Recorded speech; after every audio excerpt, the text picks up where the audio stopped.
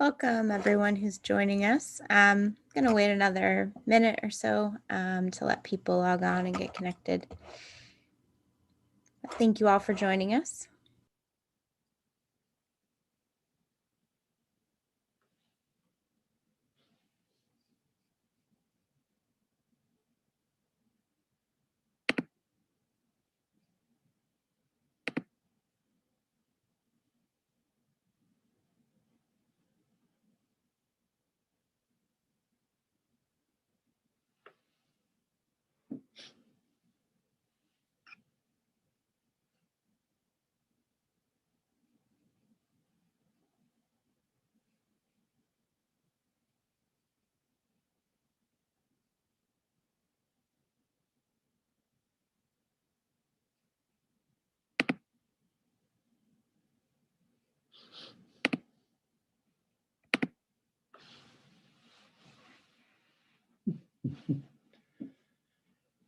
Well, I see some friends on here already. I see Dr. Matuka. How are you?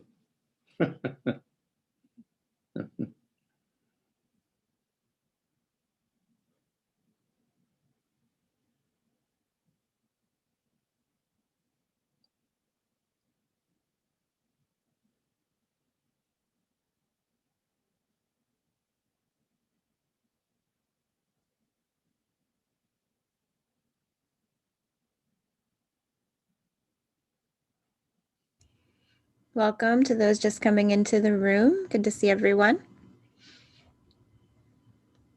I'm going to go ahead and just start doing some of the introductions.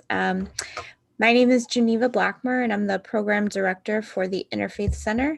We're located at the Miami University campus in Oxford, Ohio. And our mission is to invite people of diverse religious, spiritual, and secular worldviews to participate in one another's practices in order to cultivate appreciative understanding and to build friendships and relationships, as well as to unify them around common moral, social, and ethical concerns in order to build a more just and equitable society for all people. I also am very humbled to serve on the North American Leadership Council and the Global Council Board of Trustees for URI. And this program is being co-sponsored by URI North America. URI is a global grassroots interfaith network that cultivates peace and justice by engaging people to bridge religious and cultural differences and work together for the good of their communities and the world. We implement our mission through local and global initiatives that build the capacity of our member groups and organizations called cooperation circles to engage in community actions such as conflict resolution and reconciliation, environmental sustainability, education, women's and youth programs, and advocacy for human rights. So I'm very happy to welcome our presenter today, George Wolfe. George is a professor emeritus at Ball State University, where he served as director of the Center for Peace and Conflict Studies from 2002 to 2006, and coordinator of outreach programs from 2007 to 2014. He is a certified mediator and was trained to conduct interfaith dialogue at All Faith Seminary International in New York City, where he was ordained as an interfaith minister. In 1991, he was awarded an open fellowship from the Eli Lilly Endowment, which made possible his first trip to India, where he became interested in the nonviolent philosophy of Mahatma Gandhi. Wolfe received his doctorate in higher education administration from Indiana University. As an educator, he frequently lectures both within and outside the United States on topics related to nonviolence, peace education, academic freedom, and the role of the arts in social activism. He has been a featured speaker in the Hall of Philosophy at Chautauqua Institution and has served as a panelist at the annual International Conference on World Affairs in Boulder, Colorado. He has also served on the advisory council of the Toda Institute for Peace, Policy, and Global Research, as well as a visiting scholar at Limburg Catholic University in Belgium. In spring of 2007, he presented peace education workshops in the island nation of St. Lucia by invitation of the Ministry of Education. Dr. Wolfe's book, The Spiritual Power of Nonviolence, Interfaith Understanding for a Future Without War, which I have right here, you can see it, has been endorsed by Bishop William E. Swing, National Peace educator Michael Nagler, and former Indiana First Lady Judy O'Bannon. An excerpt of his most recent book, Meditations on Mystery, Science, Paradox, and Contemplative Spirituality. This one was published in the July 2015 issue of the journal The Interfaith Observer. And I will share links to both of the books in the chat a little bit later on if you're interested in those. So, George, I'm going to turn it over to you. Thanks to everyone. Well, thank you. Thank you, Geneva. First, I trust everyone can hear me. Raise your hand if you can't. I want to thank Geneva for inviting me. She's doing wonderful work there at the center, Interfaith Center at Miami University. I've looked at the YouTube programs that she's had in the past, and they're very impressive. I hope I can live up to those standards. I want to begin with a little centering exercise, or that I do in the morning when I get up, and it's a way of entering meditation. And I have here a Tibetan prayer bowl that I'm going to ring. You can't see it, I don't think, but on my here it is. Yes, I'm going to ask if you'd like to join me. I will have you take 5 or 6 deep breaths, and we'll, with the eyes closed, and then I'll ring this Tibetan prayer bowl. And you can just listen as the sound blends with the silence. And then I'll read a poem, which I think that I wrote that I think pertains to subject at hand today. So let me, I'm not. Okay, so let's just sit comfortably with your eyes closed if you'd like to join me. And begin with 5 or 6 deep breaths. And I'll guide you through this. Just start by exhaling completely. And now inhaling deeply.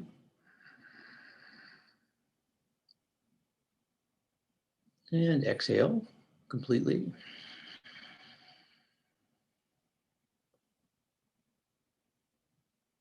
And then inhale deeply again.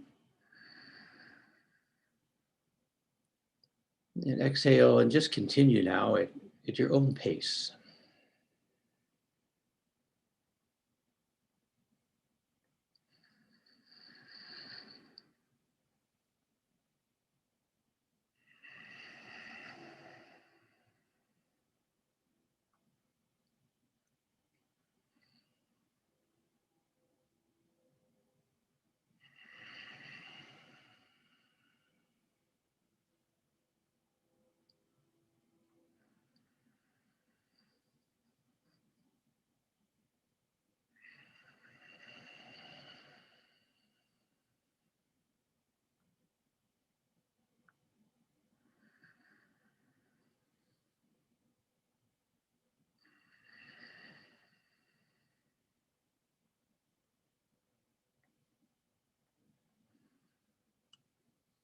And now complete your next inhalation. And we'll discontinue the deep breathing. And just allow your breathing to return to normal.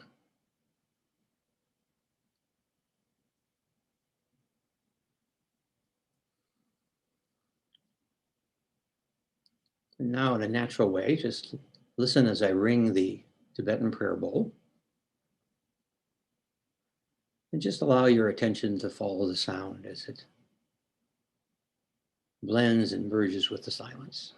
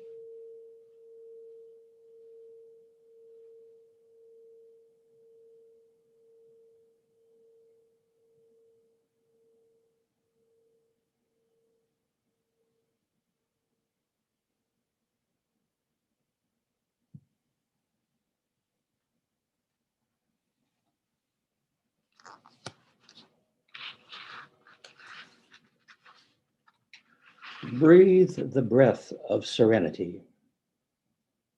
Dream in the womb of Pacific salt.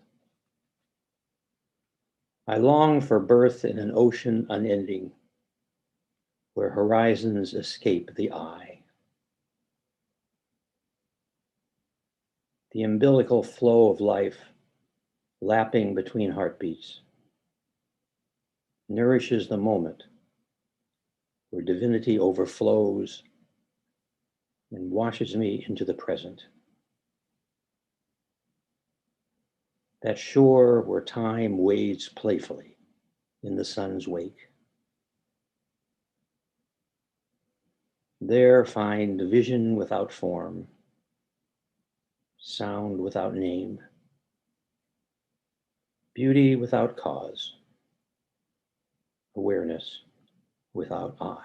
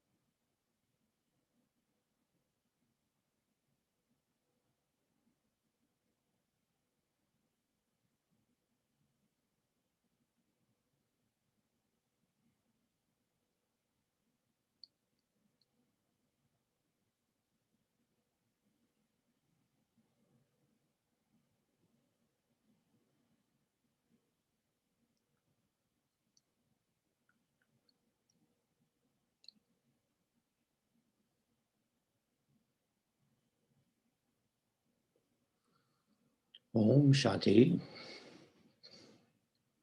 Let's take a moment to open the eyes slowly.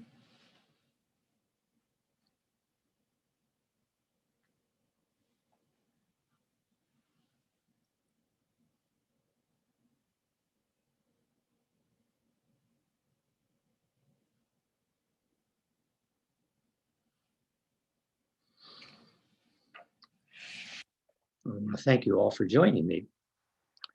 Those of you who are inclined to want to meditate before we start. I wanted to start with a disclaimer, and that disclaimer is that I am not a scientist.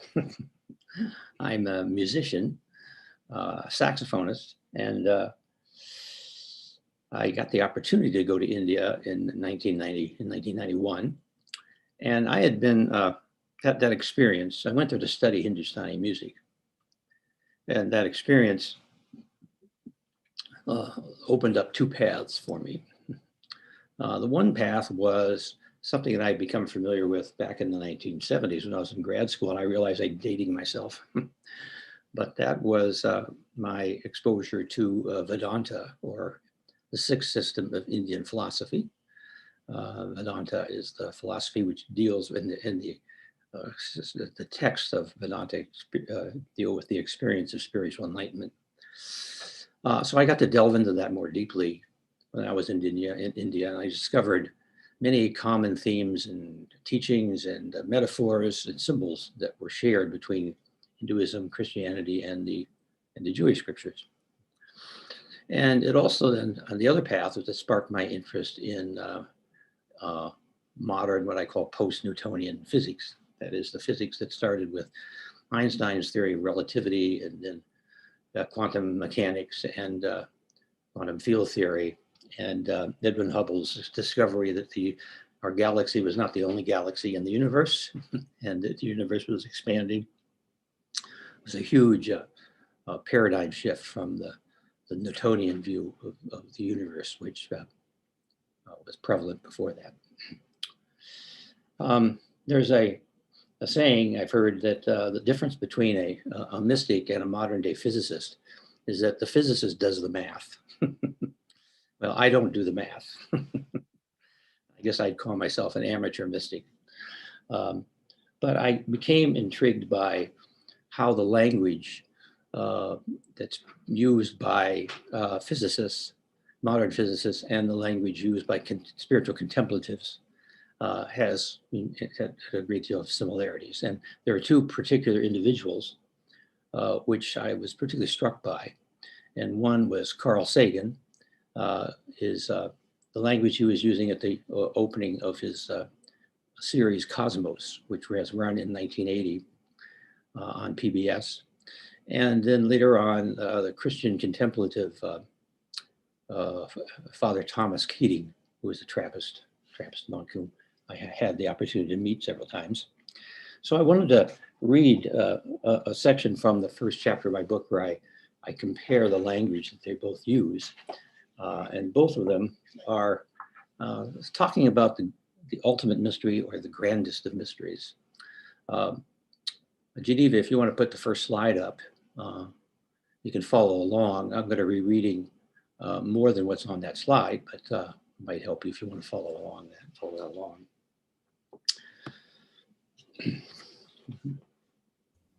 Just give me 1 second. I have to remove someone from the meeting really quickly. Okay.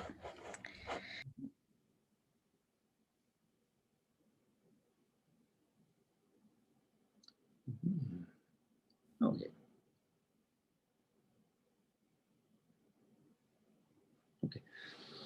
As I listened to Professor Sagan introduce the first episode of Cosmos, the poetic language he was using to describe the universe he loved intrigued me. Sagan was a non-believer, but he nevertheless was moved to evoke language that rang with mystical, even religious overtones. Sagan spoke of the cosmos, much like the sages have described God or the ultimate reality, and how humanity descended into a state of unknowing. Quote, "Our contemplations of the cosmos stir us. There's a tingling in the spine, a catch in the voice, a faint sensation as if a distant memory of falling from a great height. We know we are approaching the grandest of mysteries." The size and age of the cosmos, Sagan continues, are beyond ordinary human understanding, lost somewhere between immensity and eternity.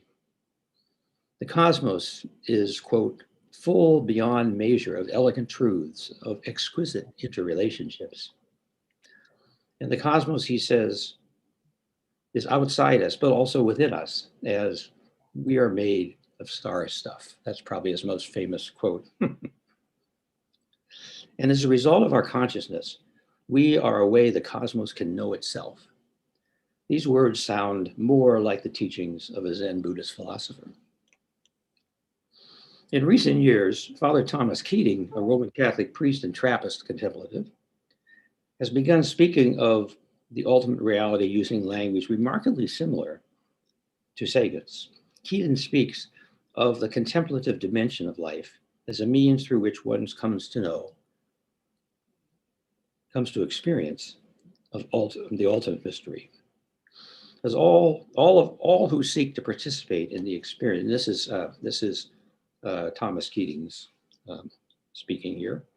All who seek to participate in the experience of ultimate mystery, that is, the meaning of reality underlying the cosmos, through the practice of religion, love of nature, science, art, dedicated service of others, deep friendship, are united in the same fundamental search. They can remain in their own chosen path or religious tradition and still contribute to the unprecedented awakening of transcultural values that has begun to take place throughout the world. The most significant contribution they can make is to cultivate the experience of oneness with ultimate mystery, oneness with all other human beings, and oneness with the cosmos. Now I continue with my commentary. How is it that an atheist and scientist like Sagan and a Christian contemplative like Keating find themselves using the same poetic phrases to describe the goal of their personal journeys of discovery? It is because in moments of personal reflection, we seek deeper meaning. And in that act of reflection, we draw upon the mental faculties where poetic language and imagery are processed. These are faculties of insight, intuition, and realization that allow us to momentarily let go of logical and reductionist thinking so we can embrace the inexpressible wonder that enables us to appreciate the ineffable.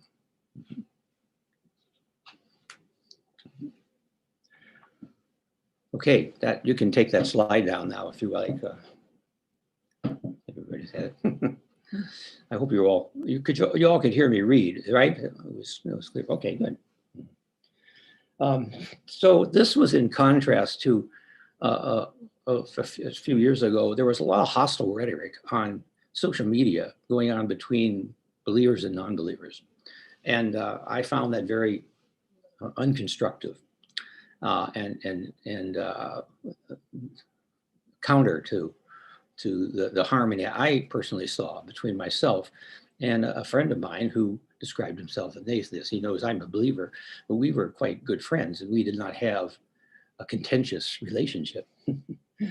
So I decided perhaps mystery and the humbling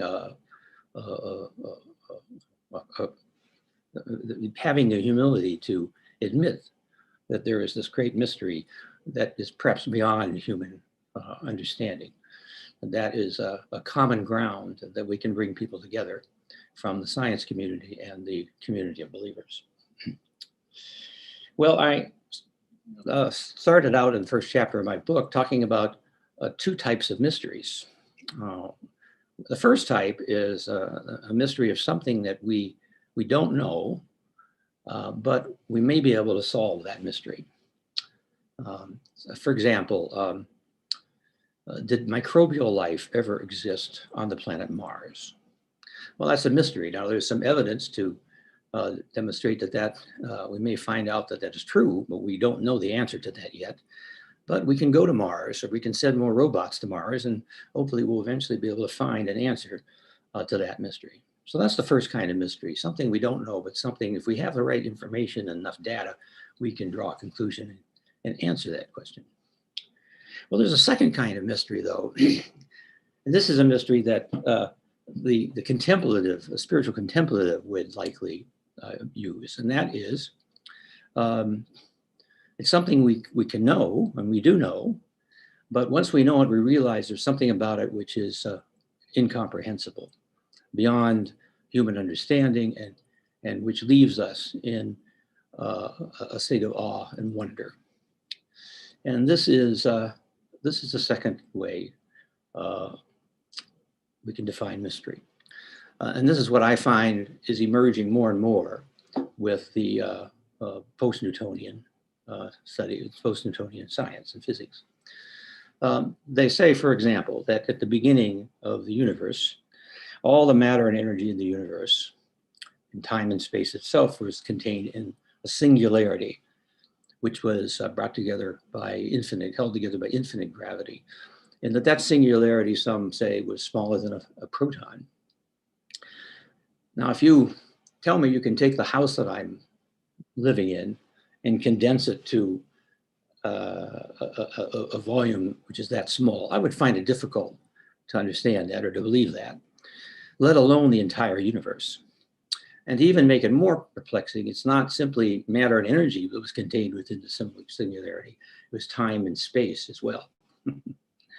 You know, when you see an animation of the Big Bang, which began the universe 13.5 billion years ago, you often see on a TV screen, you'll see a point of light, and then you'll see the explosion, and the screen will fill up with the remnants of the bang. The space of the screen will fill out. But that's really a misrepresentation, because there is no space. The space was contained within the singularity and space-time. And I asked, as an astronomer professor once, well, if that's the case, if there wasn't any space outside the singularity, what was the universe expanding into? And his answer was, well, it probably is another dimension. My answer is it may be expanding into our own minds, into our own consciousness. We could ponder that. I can't go any further than that for now, but we can ponder that possibility. At any rate, that's an example of the incomprehensible mystery. And there are things about our experience of reality, from the Newtonian perspective, that is counterproductive, that from the perspective of the quantum world and relativity, that's counterintuitive to our experience of life. We experience time as a constant, gradually moving along. We see the clocks ticking in a constant way. But Einstein revealed that time actually speeds up and slows down. It is dependent on velocity. As we approach the speed of light, time slows down, and also time slows down as a result of the intensity of gravitational field. And that space is actually warped by the mass of objects. So time is a variable, not a constant. I'm sure many of you have used your GPS system, and you need to realize that time is traveling at a different speed for the satellite up in orbit than it is for us traveling on the Earth here. And they have to use Einstein's equation to correct for that, or our GPS system would, I understand, be 6 miles off. And there is an illusory nature to this reality. I have my computer on a table here, and as I tap it, it seems solid and non-moving. Yet, if we delve into the subatomic realm, the quantum realm, we find it's mostly made of empty space.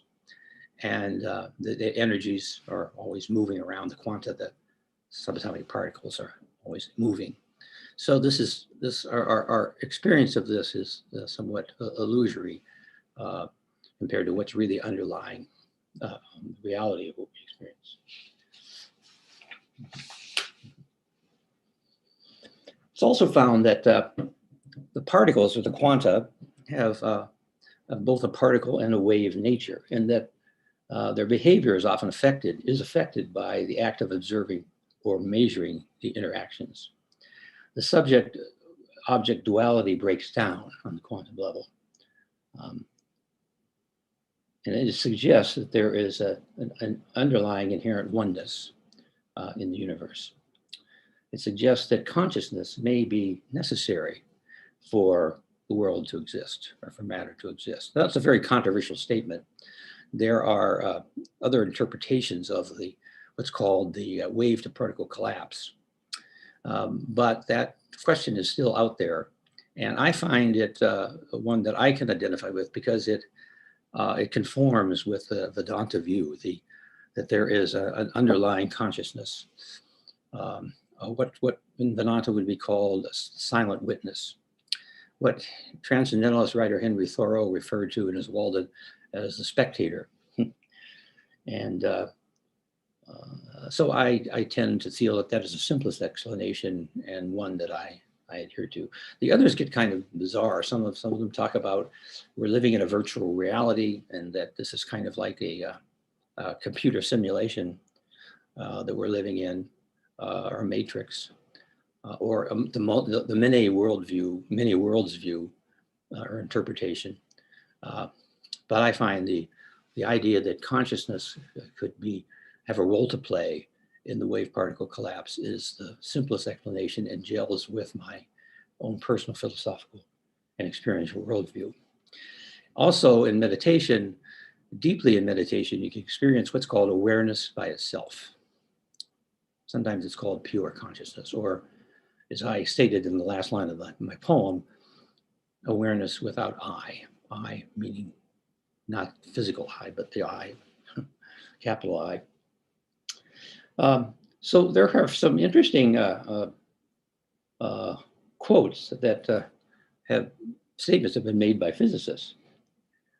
This, by the way, this silent witness in the Upanishads has been described as that which cannot be seen, but by which the eye sees. That which cannot be heard, but by which the ear hears. That which cannot be comprehended by the mind, but by which the mind comprehends. Genevieve could bring the slide up of I think it's number 3 now, quotes from physicists.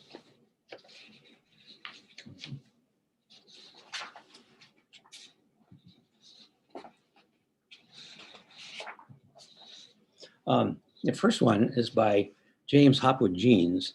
He's a associate of Einstein, in his discovery of this breakdown of the subject-object duality. He says the universe seems to be nearer to a great thought than a great machine. You could look at the Newtonian worldview as being very mechanistic, predictable, but that doesn't happen at the quantum level. There's a great deal of random behavior going on. And I'm going to talk about more of that when it comes to a music composition I'll play later. Niels Bohr was always had some great quotes.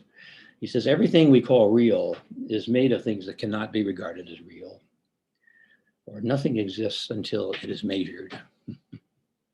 Werner Heisenberg, known for the uncertainty principle, said, not only is the universe stranger than we think, it's stranger than we can think. There's a physicist at Stanford University that I'm a fan of, and his name is Leonard Susskind. And he wrote this book, a very amusing book, or a good book, called The Black Hole War, My Battle with Stephen Hawking to Make the World Safe for Quantum Mechanics. Very amusing title. I highly recommend the book.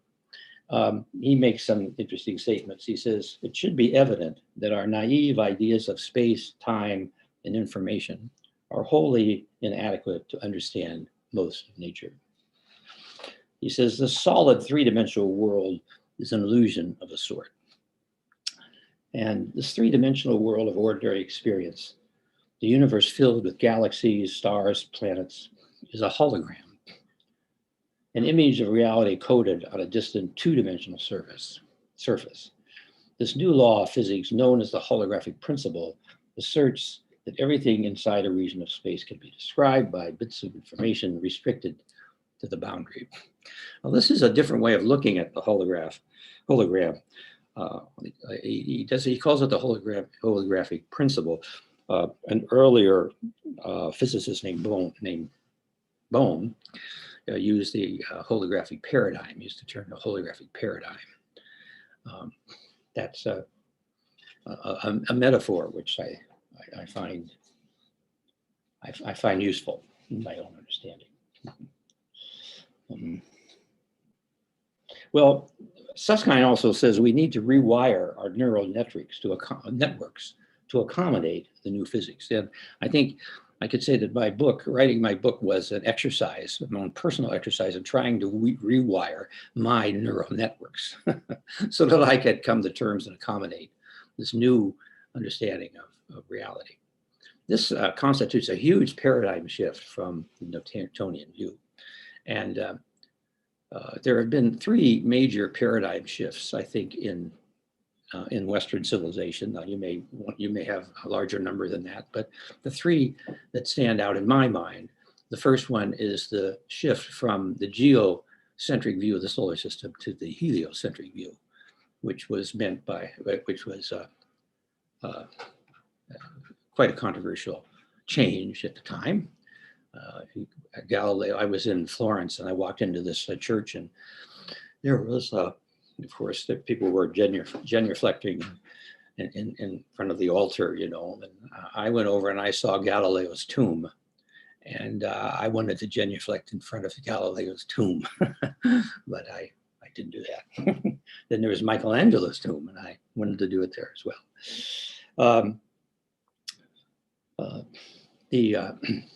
That's how I got from that. At any rate, but our brain, you see, evolved to survive in a universe as defined by Isaac Newton, not Albert Einstein. At any rate, I have a composer friend this is a composer friend that's my atheist friend. We decided to structure a composition which utilize algorithmically generated random sounds as the backdrop over which I would improvise.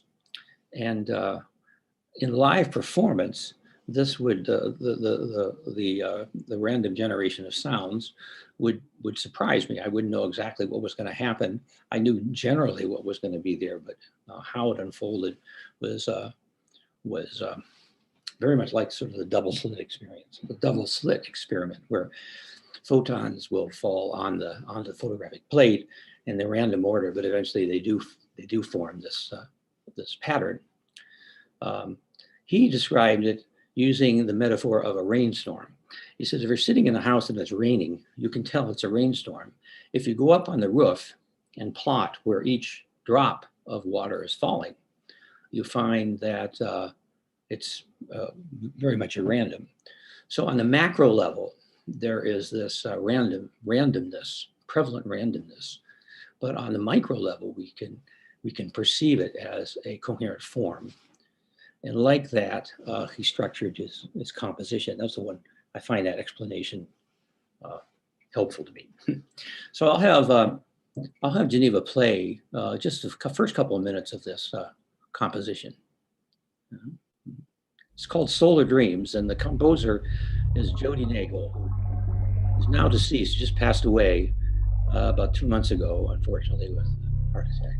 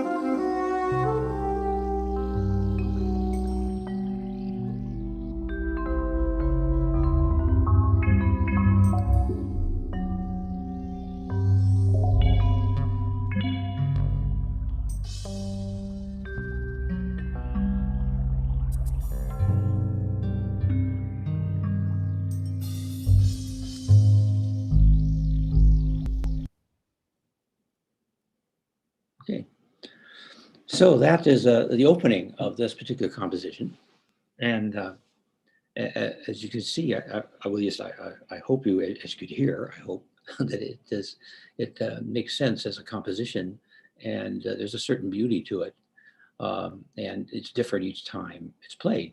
I'm playing a series of motifs that have been given to me by the composer, but I can cut and paste them in several different ways, so my part can be different each time as well.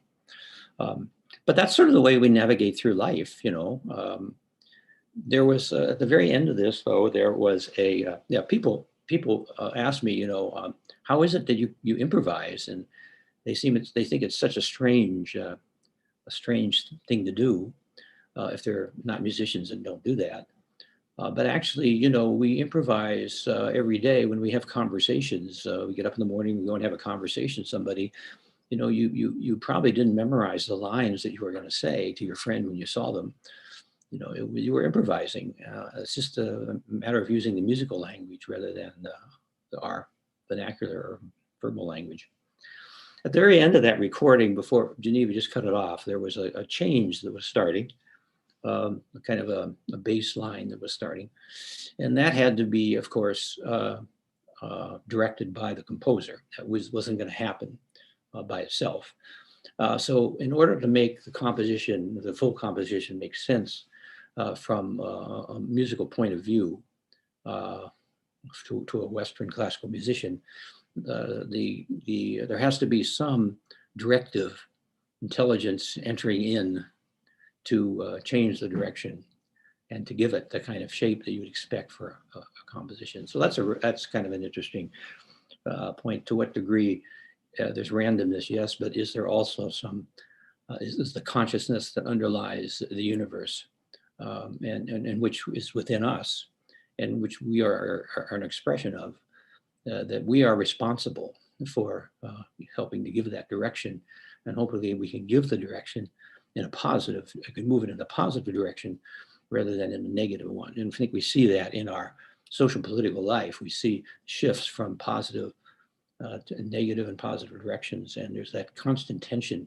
and working out that goes on. And our human consciousness is very much a part of structuring the reality, and hopefully it will continue to be more positive.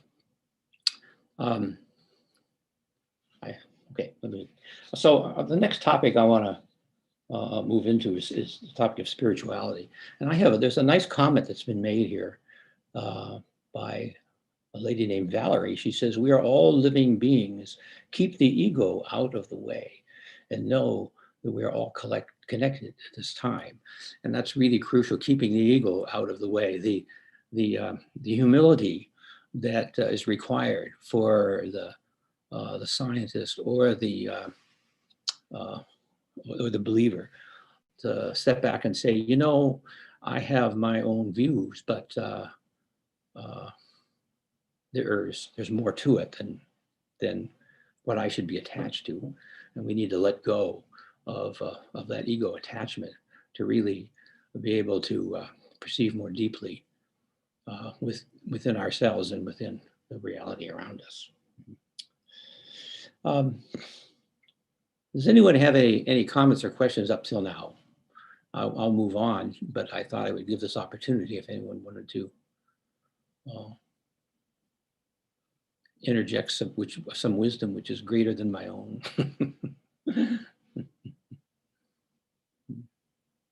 Okay. All right. Well, I'll move on then to the concept, the structure of spirituality. So how does this relate to spirituality? And there's a quote by Carl Sagan again, which I like very much. And you can bring the next one up. We can read that.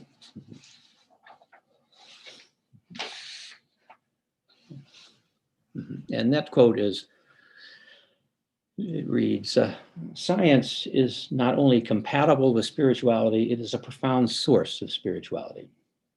When we recognize our place in the immensity of light years and in the passage of ages, when we grasp the intricacy, beauty, and subtlety of life, then that soaring feeling, that sense of elation and humility combined, is surely spiritual.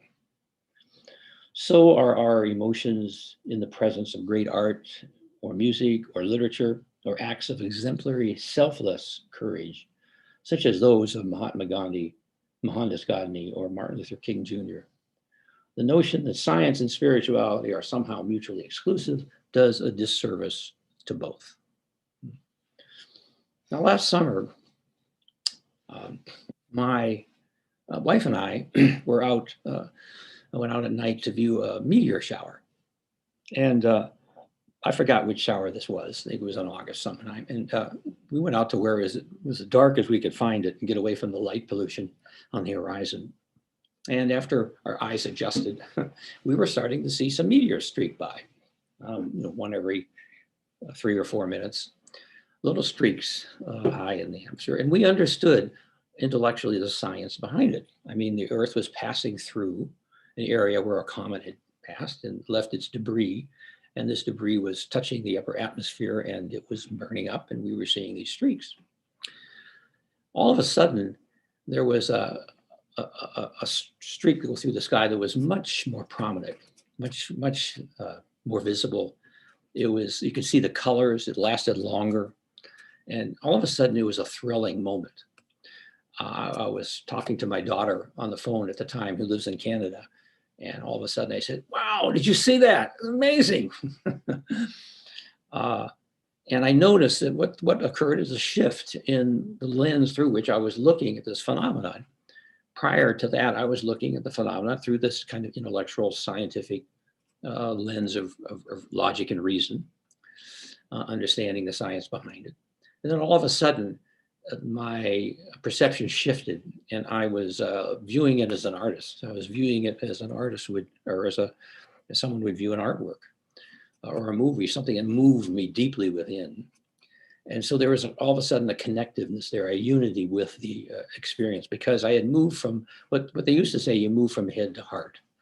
But now we would more likely say we move from faculty of intellect and faculty of reason and logic to the faculty of intuition, realization, and insight. And it touches us on a deep, deep human level. Another experience I had, my wife and I were at the Outer Banks in North Carolina, and it was in the evening. The sun was setting. We looked out, and there were all these people on the beach, lined up from where the ocean hit the sand to the sand dunes. Looked like there was some sort of party going on, so we decided to go out and check it out. And when we got there, what we saw, it was a party, all right, but it was a party of loggerhead baby turtles that were hatching from their nest, about close to 100 of them. And they were all trying to crawl. They were coming out and they're crawling back, following the moonlight as it reflected off the waves, crawling back to get to the ocean. And of course, we understood the science behind it. This behavior, this adaptation was a part of the process of evolution by natural selection over millions of years. It's marvelous to see that. But also when you see these baby turtles, I mean, they are so cute. Again, the lens shifted from the cognitive, intellectual side to the intuitive, affective dimension, what we call in education, rather than the cognitive domain, the affective domain, where it touches us deep within, like we'd be moved from an artwork. And I think this is what Sagan was getting at. He was moved by the universe. He was moved by its beauty, by its complexity, by its intricate relationships, both in the grand scale that relativity seeks to cover and explain, to the micro world of the quantum reality. And you can tell that's the poetic language that he resorts to. It's the only way to describe it.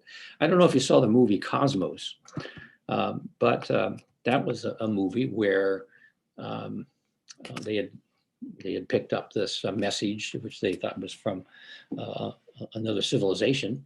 It was prime numbers that had been picked up, and this one person said he had built this machine that could send us through a wormhole to get to this other civilization. And the woman physicist finally got a chance. That movie has a lot to say about politics and how it influences sciences and the gender problems within the sciences, so forth. But anyways, the woman finally gets the chance, played by Jodie Foster, finally gets the chance to go through this wormhole, on this trip through this machine. And halfway through the journey, she looks out and you see this absolutely beautiful, well, not a landscape, but spacescape of gases and galaxies and so forth. And it just was a stunning image that she was looking at in the movie. And she says, you sent the wrong person. You shouldn't have sent a scientist. You should have sent a poet.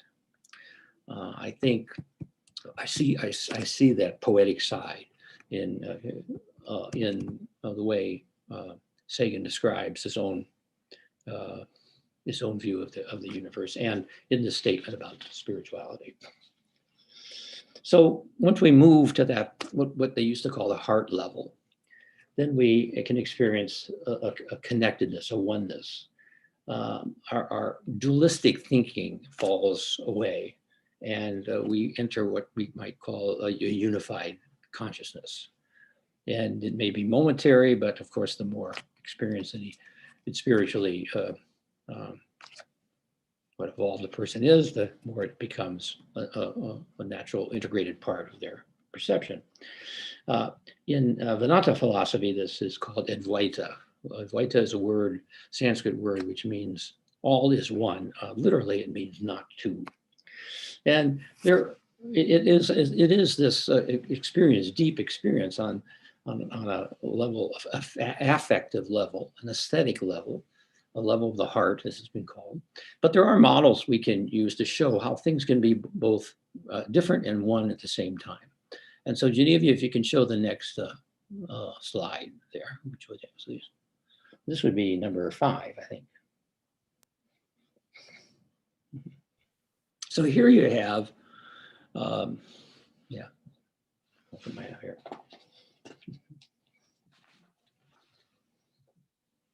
So, of course, you do have, I've mentioned before, photons, electrons, subatomic quanta, both a particle and a wave. Nature, they can be both localized and non-localized at the same time. So we need to break out of our, dualistic patterns and realize that it's possible for opposites to coexist in complementary ways. There was it was once heard that Einstein once asked himself the question, how can an object be both at rest and in motion at the same time? Now, if you're living in the Newtonian, antiquated Newtonian universe, that question does not make sense. Because in the Newtonian view, an object set in motion stays in motion until a force acts upon it to bring it to a halt, to stop it. So the idea of an object being both in motion and at rest at the same time it's not a question you can ask if you're confined or imprisoned by the Newtonian paradigm. But those are the kind of questions which break open one's creativity to be able to think out of the dualistic box, so to speak. Now, here are some symbols which talk about, show duality being integrated, like the yin and yang symbol. The dark side really represents the female principle and mystery and intuition, whereas the light side represents the intellect and the masculine principle. Of course, this is back when, it sounds very chauvinistic now, but this is the way it was spoken of in the Taoist literature 2,000 years ago. All placed within a circle, within the oneness. And we need to understand that the yin and yang, that give and take and the integration of it, that exists outside us, but also within us, that we need to attain a balance within us of the male and female principle. And the intuition and the intellect, the faculties of insight, and the faculties of reason, all that needs to be in balance. And I have to admit that I am not in balance. I am much, because I'm an artist, I'm much more, I'm very feminine inside in terms of my reliance on intuition and insight. I'll go by my gut before I will my intellect. That gets me in trouble sometimes too. Then you have the Christian Trinity symbol, and you'll see the 3 rings, and in the middle is that space where they all meet. The problem is with, the Christian Trinity symbol has been so much connected with dogma. And in the Christian tradition, there are churches which insist you accept it, or there are other churches like the Unitarian Universalists which reject it. And if you do that, if you get into that, accepting or rejecting one or the other, now you're into a dualistic way of thinking. And we really need to get away from that. So rather than see or become imprisoned by dogma, I like to see these symbols and patterns as vehicles through which that can challenge us to think more deeply. It's not a matter of accepting or rejecting, but use them as a vehicle to think more and to perceive more deeply and to question. The third one down there is the Mobius strip. I particularly like this because, you create a Mobius strip by taking a piece of paper like this and giving it a half twist and then putting it together. Oh, I didn't have it for a while there. And what you have is a three-dimensional geometric form, which has one side and one edge. And so this is one that's been taped together. So you can see that. If you follow it around, you'll see that it actually has one side, even though if you look at it at a very limited perspective, it looks like it has two sides. It looks dualistic, but ultimately it's a one-sided. So if you see it holistically, you realize that you're on the same side as the other person. You may be in conflict only because you have you're a limited view of the whole. You could see this. I like to use the analogy of the seasons. You know, you have fall and spring. They appear to be opposites. In the fall, things die. In the spring, things are born. But the success of the spring is dependent on the success of the fall. So they really exist on a complementary continuum. And again, it's a way of thinking more deeply about reality and about conflict. Jody Nagle, the composer that I just played his piece from, he had this riddle. He asked me, he said, why did the chicken cross the road? And of course, the answer is to get to the other side. But then he asked, well, why did the chicken cross the Mobius strip? And the answer was to get to the same side. So the above representation should not be thought of as dogma. You know, you don't run in this with yin and yang. If I decide I want to explore Buddhism and go to a Buddhist temple or something, they don't ask me, that they don't insist that I either accept or reject the yin yang. You see, it's not a dogmatic. It's a vehicle to think more deeply and to examine oneself. And we should have that perspective, I think, with all three of these symbols. Well, there's a saying, a quote from the Gospel of Thomas, which really embodies or summarizes this idea of unified consciousness or non-dual thinking. And it goes like this: when you make the two into one, when you make the inner like the outer, this is a saying attributed to Jesus in the Gospel of Thomas. When you make the two into one, when you make the inner like the outer and the outer like the inner, and the upper like the lower, when you make male and female like a single one, so that the male will not be male nor the female female, then you will enter the kingdom of heaven. So that's probably one of the clearest examples of non-dual and unified thinking in the Christian tradition, but it's in a gospel which is not recognized, so it's not canonized, not a part of the Christian canon. Let me then close with a quote from Albert Einstein. If you can put that up here, and also the poet Rumi. I love this quote from Albert Einstein. If I can find it here. He says, "The most beautiful and deepest experience a man can have is the sense of the mysterious. It is the underlying principle of religion as well as all serious endeavor in art and science. He who never had this experience seems to me, if not dead, then at least blind. To sense that behind anything that we can be experienced, there is something that our mind cannot grasp and whose beauty and sublimity reaches us only indirectly and as a feeble reflection. This is religiousness. In this sense, I am religious. To me, it suffices to wonder at these secrets and to attempt humbly to grasp with my mind a mere image of the lofty structure of all that is." It's a very beautiful statement. Then the poet, the Sufi poet, Rumi, said, "The real work of religion is permanent astonishment." Well, that concludes the first that section of dealing with science and spirituality. I have more to talk about if you about common themes and symbols between Hinduism, Christianity, and Judaism. But let me take any more questions or comments. If some of you would like to speak, feel free, Geneva, to open the mic up if anyone would like to comment or ask a question. Like I say, if it's a technical one about the double slit experiment, I probably will not be able to answer it. But here are some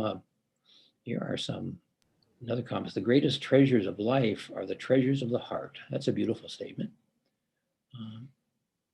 The movie is Contact, not Cosmos. Okay, yes, Contact was the movie that was made and dedicated to the memory of Carl Sagan. Cosmos, maybe I mixed this up when I spoke. Cosmos was the series, PBS series that was first aired in 1980.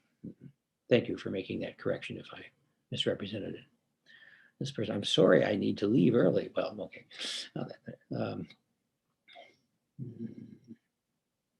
Okay, so anyways, anybody would like to make a comment and speak, you can simply put it in the chat, or if you want to speak, I invite you to do so. In the practice of Buddhism, we talk about the Nichiren Daishonin's Buddhism. I'll clarify. We talk about the duality. That's why we use the symbol of the lotus flower, because it seeds and blooms at the same time. And through chanting Nam Myoho Renge Kyo, you're putting out your vibration into the universe, into the cosmos, because we're a microcosm of the macrocosm, you see, and we get that understanding. And it makes it a lot easier for us to function through life because we do understand that. Yes, thank you. Yes. I think, though, isn't the duality of a vehicle which you eventually let go of and experience the wholeness? Absolutely. Yeah. That's why it's a practice. You continue until you find that in your existence at this time. And then what you're doing, you're setting yourself up for your next life. You see, so yeah. There's a story about a Buddha who was he was asked a question about the Atman, and of course Atman is the soul in Indian philosophy, and Brahman is the ultimate reality. And you first realize the Atman, and then at a higher level of consciousness, Atman is perceived as becoming one with Brahman. And so you have a duality that you go through. And now I'm not speaking from direct experience here necessarily, but the duality that you go through it eventually is realized to be in that state of oneness or Advaita. But Buddha made the famous statement that there is no Atman. And that shocked everybody in the Indian community because that was very much ingrained in their scriptures and so forth. But what I think Buddha was referring to is that ultimately, the ultimate reality, Atman, becomes one with Brahman. It's as if the Atman is the wave on the ocean. And ultimately you realize that the wave and the ocean are one. Anyways, that's a story I remember of reading about a dialogue with the Buddha, which seems And just look at it. Doesn't a lake flow? Doesn't a river flow all into the ocean? Yes, and I find it fascinating. We have a river, the White River here, which I ride my bike beside, and I realize that the river is the same. It's always the White River. It's always flowing within the same banks, but it's never the same because what's the water passing through it is always new. So it's a self-transforming part of nature. Yeah. Thank you for that comment. It's time we have a little time here. I want to read I put together a long time ago this booklet called Parallel Teachings in Hinduism and Christianity.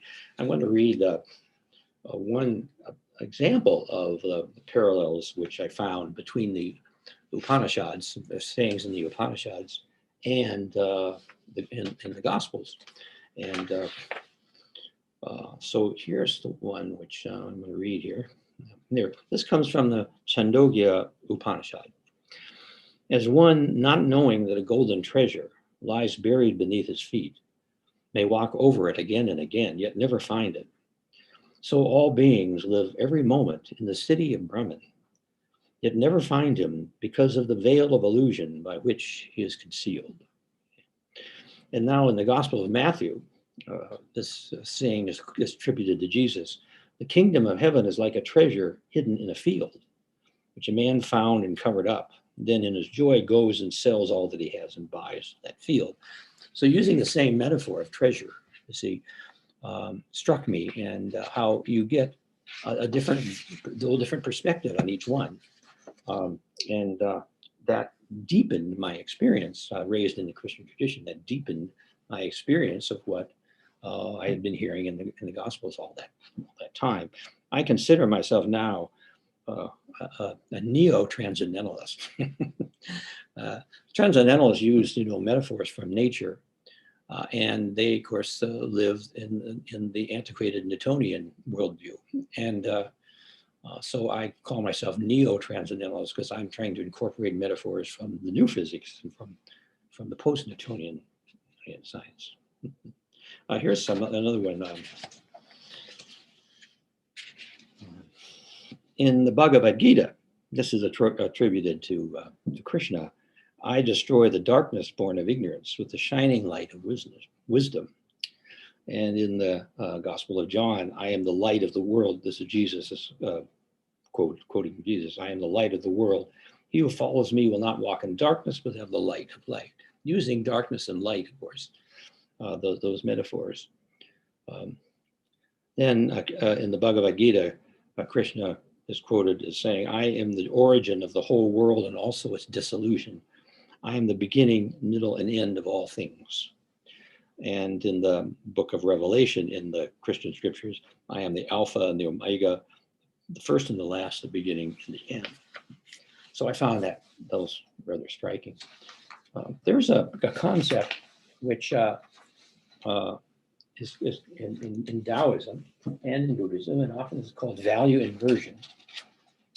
And that's where things are simply, reality is turned upside down. And I think what you have in the post-Newtonian science is the values have been turned upside down. Rather than seeing gravity as a force which pulls on something, rather it is something that warps the space, and we're falling into the warped space rather than being pulled on by a force. At any rate, I'll read this section here, which talks about the notion of value inversion. Anyone who enjoys poetic language should enjoy paradox. If you are like me, you'll revel in the amusement paradoxes provide, and you'll become intrigued with trying to resolve them. At the very least, they provoke us into probing ideas with a heightened degree of focus and criticism.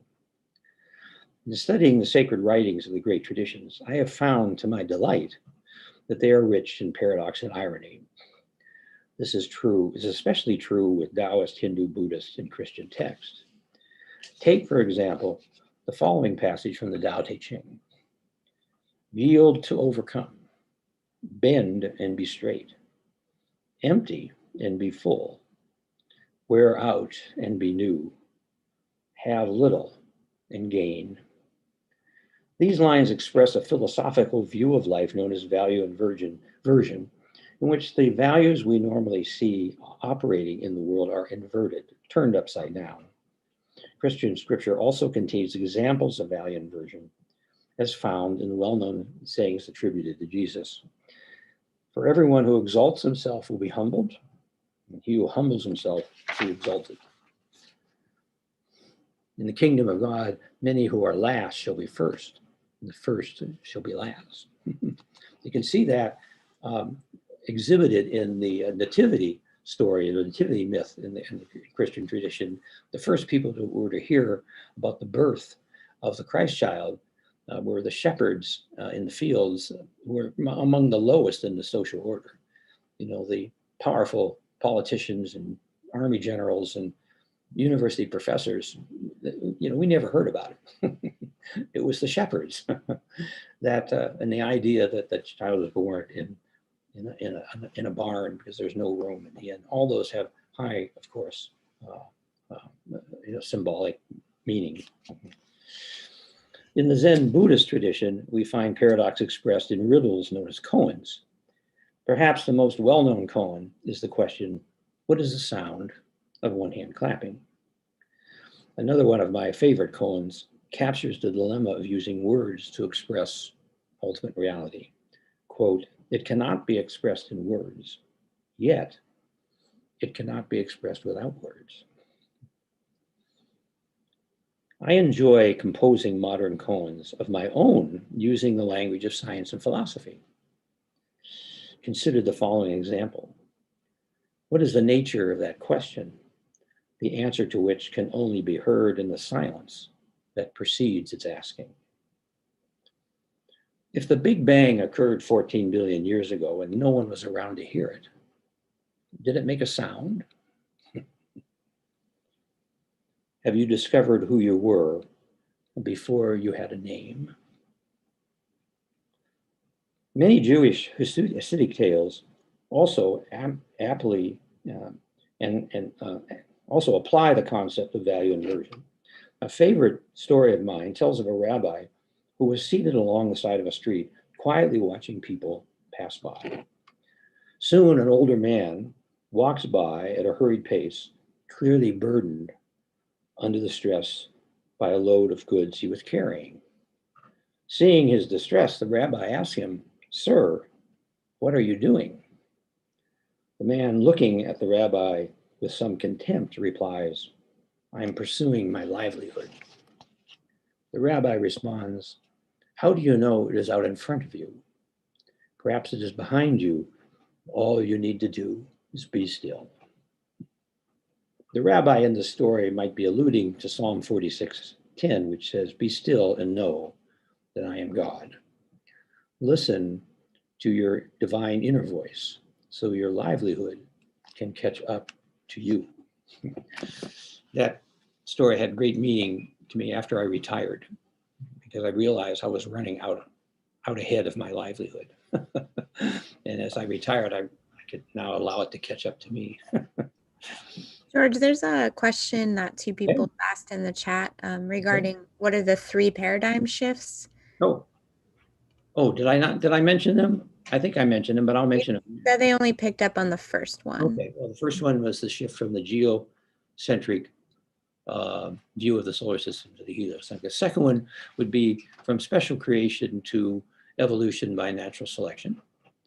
And the third is this shift from the Newtonian view of motion and laws of physics to relativity. Early 1900s, you have this theories of relativity, research into quantum mechanics and quantum field theory, and Hubble's discovery that the universe was expanding and that our galaxy was not the only galaxy in the universe.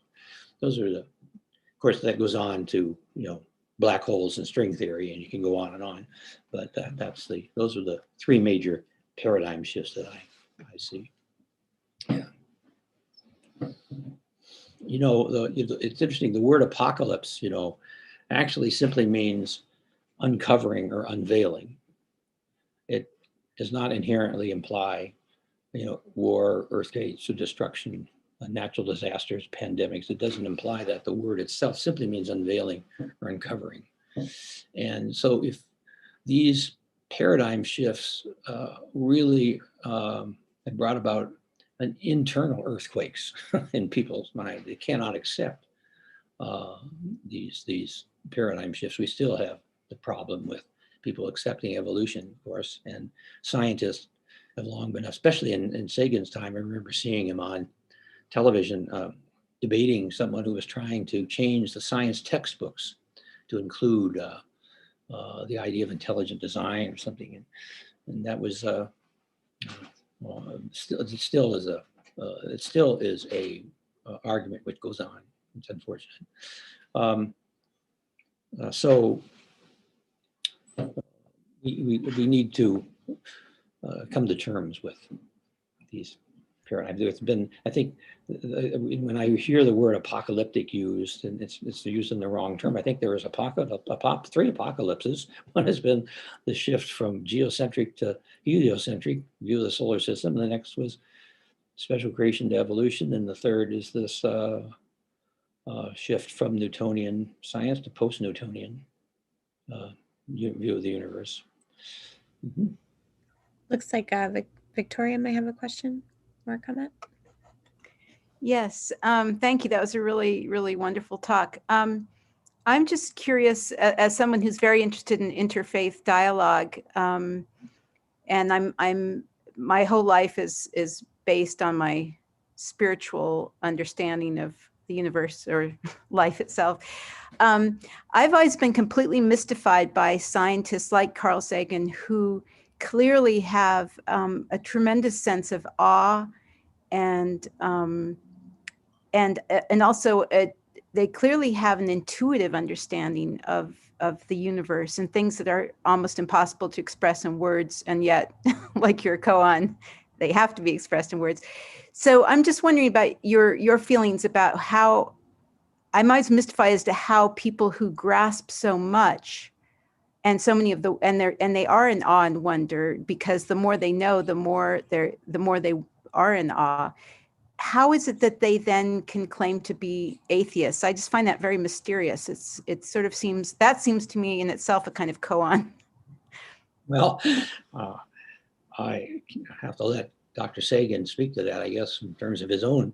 But I think there is a lot of politics going on. You know, like I say, there are people trying to change the science textbooks, and a lot of invasion and intrusion into education.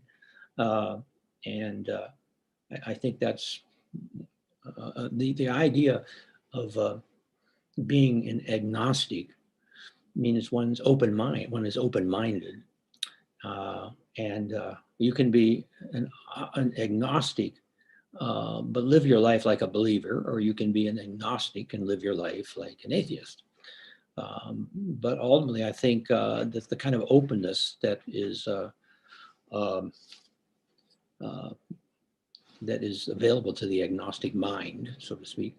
I consider myself, like I said, a neo-transcendentalist, but I try to have this openness of mind where I am constantly being receptive to new challenges to my own personal growth and worldview. But I really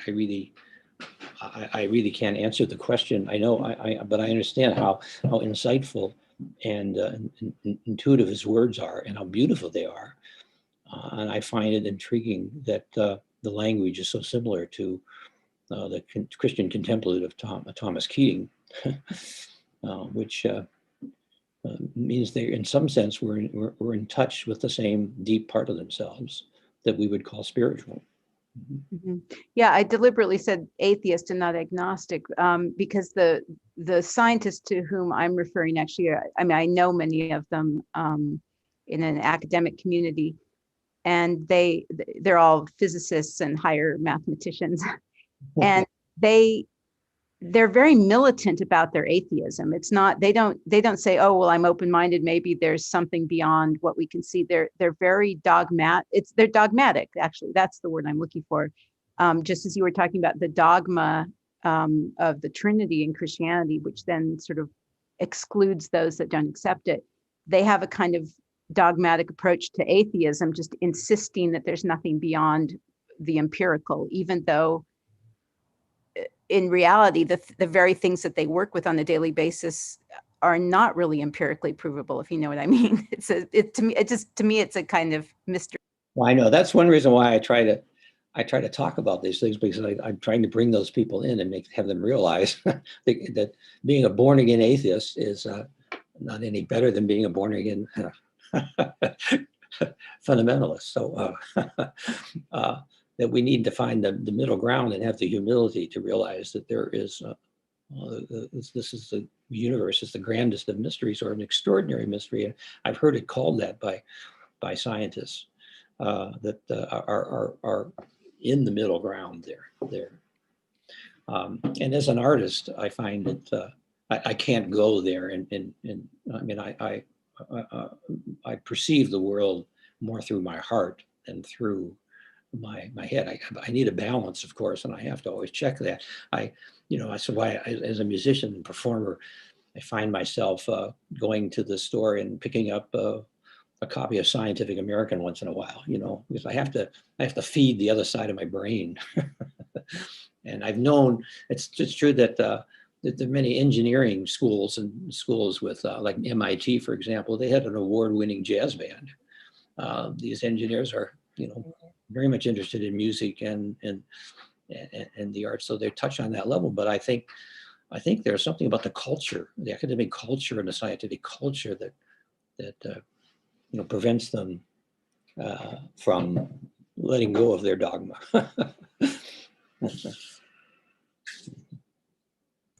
I think Morgan has a hand up. Yes, go ahead. I'm sorry, I was trying to unmute myself. I think, Victoria, that perhaps what those scientists are referring to is more of an Abrahamic God, since if they're in this country, they're talking about religion. They're usually talking about Christian religion to people who consider themselves Christians. And one of my closest friends is a PhD doctor from Princeton, and he studies Christianity and Jesus as a real person as much as he can. And I've always told him I'm an atheist. And yet I have this awe of nature, rocks, trees, the universe, the physical world, animals, everything. And I've always sensed an otherness. And he said, no, you're not an atheist. Atheists deny that an otherness exists. But I would describe myself as an atheist to Christian people because I genuinely don't believe in any kind of Abrahamic God. But if people were to ask me about a sense of spirituality or otherness, that I believe in. So perhaps the people that you know are kind of in the same boat I am. Perhaps I don't believe there's anything else but the rocks and the trees and, the molecules. I don't know. But they might be able to say there is some form of energy or something that they believe in. I don't know. I can see how that would happen, though. I actually just put something similar to that in the chat, that often it's an opposition to a personified God, which is quite different from what we're talking about in this conversation. So I definitely agree with you there. I think I try not to use the word God because it's such a loaded term, and so is atheism, and they're just loaded words, and people make assumptions about them all the time. So I think we need to understand symbolism and metaphor and myth, and people hear the word myth, and they think I'm talking about something that is false, but a myth has a higher truth in it. Take, for example, the story of Achilles in Greek mythology. So you have his mother dipping him in the river Styx, holding one heel, and that makes him invulnerable except for the heel. And then he's a great warrior, but eventually he's killed by an arrow, which penetrates his heel. And we use that today. Still, we talk about somebody in great power who has a weakness, and we call it his Achilles heel. You see, myth is happening all the time. It's not something which should be thought of chronologically. Adam is falling all the time. Life, resurrection is going on all the time. I've often thought the very first resurrection was somehow the metabolic processes started on Earth to begin the process of evolution. That was really the first resurrection from non-living to the beginning of the metabolic processes, which eventually led to organisms that could reproduce themselves and so forth.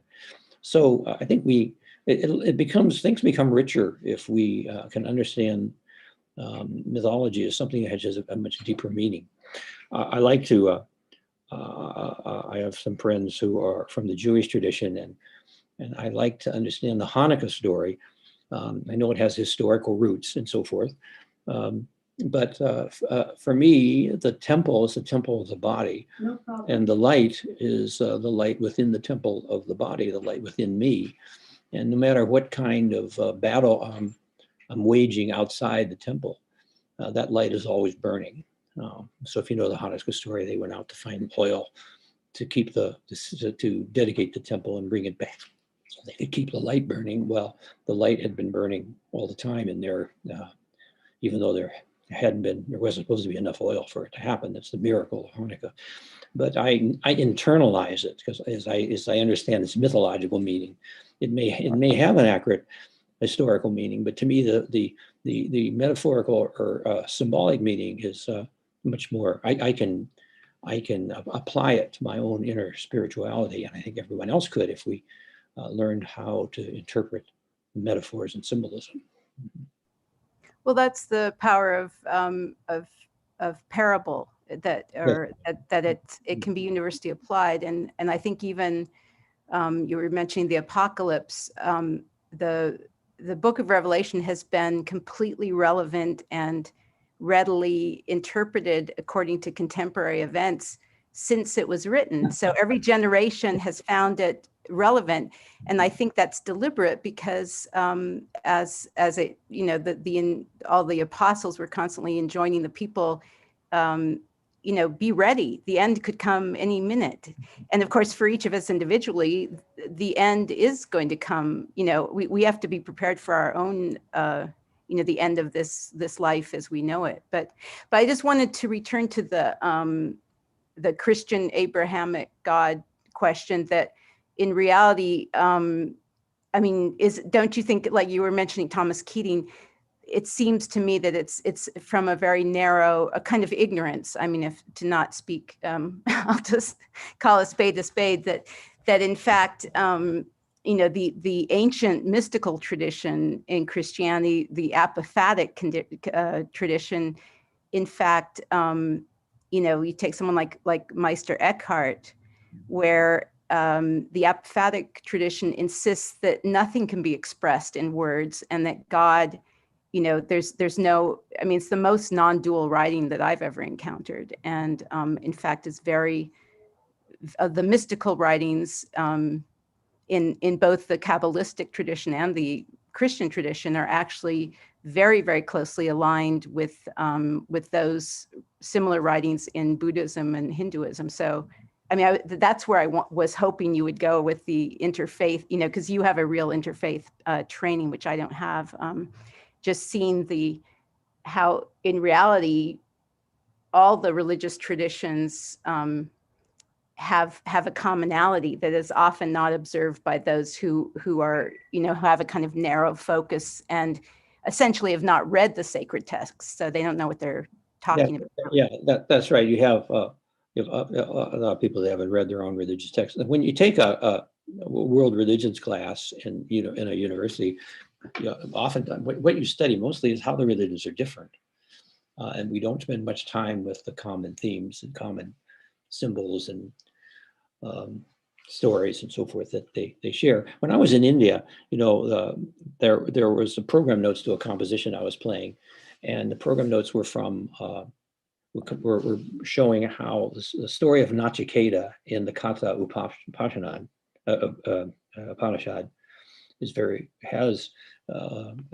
Nachiketa is a boy who was given over to die by his father, and he spends he says, like corn, a man falls to the ground, like corn, he rises up again. And then he spends 3 nights in the house of the king of death. And he's granted 3 boons, the third of which is the secret of immortality. So I showed that there's that story. And then there's the story of Jesus spending 3 days in the tomb. He's given over to die. He says, like a grain of wheat falls to the ground and comes up again. So must the the Son of Man, and then he spends 3 days in the tomb and nights in the tomb and is resurrected. And so I was showing this to him. Now, this person I was talking to was a professor at Anmalai University, and he was in the music department. He went to a Anglican school, and because this was back when British were still ruling in India. So he knew the story in the Christian tradition of Christ spending 3 nights in the tomb and then resurrecting. And he also knew his own tradition of the Katha Upanishads, who and the story of Nachiketa. But he never put the two together, you know. And when I showed him this parallel, how the similar aspects of this story, I mean, he was just blown away. I mean, it was like he had just come down from the mountain, you know, and I said I couldn't believe that he had not made this connection. But you see, we're sort of programmed to think that east is east and west to west, and never the twain shall meet. And as a result, we make all these incorrect assumptions, and we separate everything out into our own, into these boxes, and that in a sense imprisons us. We need to have, and you have to show people, you have to talk to a person and show how, for example, the word for nirvana in Sanskrit means literally extinction of thirst. Okay. In the one of the Upanishads, it speaks of the knowledge of Brahman, having drunk of which one will never thirst. And then there's a story in the Gospel of John where Jesus is talking to the woman at the well, and he says, if you drink the water that I will give you, you'll never thirst. Okay, so they're all using the same metaphor, all right? Now, it's an interesting question. Do they all mean the same thing? Are they all talking about the same thirst? Well, I don't know. They're not here. Jesus is not here, and the Buddha is not here, and the writer of the seer who wrote the Upanishad is not here. So we can't ask them, but it's a way to again have dialogue and think more deeply about this metaphor of thirst and how it pertains to what in the Buddhist tradition is called craving, you know, and how we gain liberation from that through a spiritual practice. Well, those are, but you have to actually tell people that they aren't going to get it. They aren't going to see it themselves. They'll, I'll have someone who's raised in the Christian tradition, and all of a sudden they go to the Buddhist tradition and they feel, oh, I've really found it, and they talk about, the metaphor of thirst, extinction of thirst being used, and they don't see the connection from tradition. So you have to actually tell them, explain it. At least most people are that way. Not everybody, but Hi, can I say anything, or am I interrupting you? I don't mean to be interrupting you. No, you're all right. I'm finished. Go ahead. Okay, I'm sorry, George. When I was very young, I always, ever since I started reading when I was 2, ever since I read, I can't remember her name. She kept little tiny rolled up poems in her desk that were discovered after her death. She's from the East Coast, but she read, if she saved the life of one fallen bird, she wouldn't have lived in vain. And ever since I read that, I've been looking for purpose in my life. And one of the books I read, and I think it may have different editions published, but it brought all the religious views together. And it was called The Woman's Encyclopedia of Myths and Secrets. And it really opened my eyes as to how all these religions all over the world layer the same story with different characters on each other in different times. And all of it is in relation, a lot of times, to the seasons. And they start with prehistoric society and move through to current society. And it just really opened my eyes, especially as a child, to all the different ways of seeing the numinous and naming it and experiencing it, and how very, very similar people's beliefs are, as long as they're part of this planet. Well, thank you for that. Someone has on here said it was Emily. Was it Emily Dickinson? I assume. I thought that. Absolutely right. Emily Dickinson. Yeah, she was. Kudos for whoever said that for me, because I just could not think of the woman's name. She was a transcendentalist. What a lonely life she had. What a She beautiful worldview. she was a transcendentalist. You know, what do you expect? God. Let me. I really appreciate all the comments and questions, and it's been great. You've been a great audience. I want to close with. There's another slide. Could you put the slide up? The last one, Geneva. I think 9 perhaps, or. My computer actually crashed and I had to hop on my phone. I'll have to find it again. Just give me. That crashes. My wife's in the kitchen. Well, anyways, it was a listing of common themes and symbols that are very valuable to have handy for interfaith dialogue. And perhaps Geneva could somehow send that out to people. Oh, there it is. Okay. Yes. Yeah, sorry, it just took me a second. I just got back online. And I think it's important that we do this because, you see, we need to move, we need to move beyond tolerance to acceptance and appreciation. I see these bumper stickers that teach tolerance, but to me, that's not enough, because if tolerance breaks down, then you're left simply with intolerance. So you need to get beyond tolerance to acceptance, where you can accept another person, even though their beliefs and so forth are different than yours. But then beyond that, further to appreciation. You can appreciate another religious tradition without converting to it, and you will find that you can bring from that things back to your own tradition, which will enrich your own tradition. And I kind of like to leave you all with this question to ponder, and that is, and this to me is really the purpose of interfaith dialogue and the interfaith path. What ideas have you learned from other religious or philosophical traditions? How have you incorporated them into your own life journey to enrich or challenge your personal spiritual growth? To me, that's a question which I could spend a lot of time answering, and I hope you all can too. You may want to ponder that question as we close here tonight.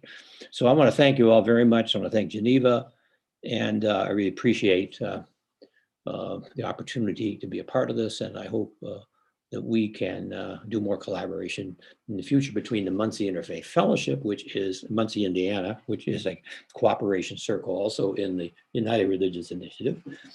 And I hope we can continue to collaborate with the Interfaith Center at Miami University, which, by the way, my daughter attended as a graduate student. So thank you very much. Yes, we'd love to continue collaborating. And thank you so much, George, for your time and for this wonderful presentation. And thanks to everyone who joined us. I know that we are about at an hour and 40 minutes right now. So thanks to everyone who hung on for, some more dialogue and conversation. We really appreciate it. And just thank you to all of you for being here. Thank you, George. Anything before we close the meeting? Did anyone have any final comments or questions before we wrap up? I think, Geneva, you said you could send out the slides and the yes, the other pertinent things that you used tonight to people who might be interested in having them. Yes, so I can send all of the slides that we shared with everyone who registered, as well as the YouTube video link if that's useful. So so I will get that out and follow up. And thanks everyone. Have a great evening. Yes, thank you very much. Good night. Mm-hmm.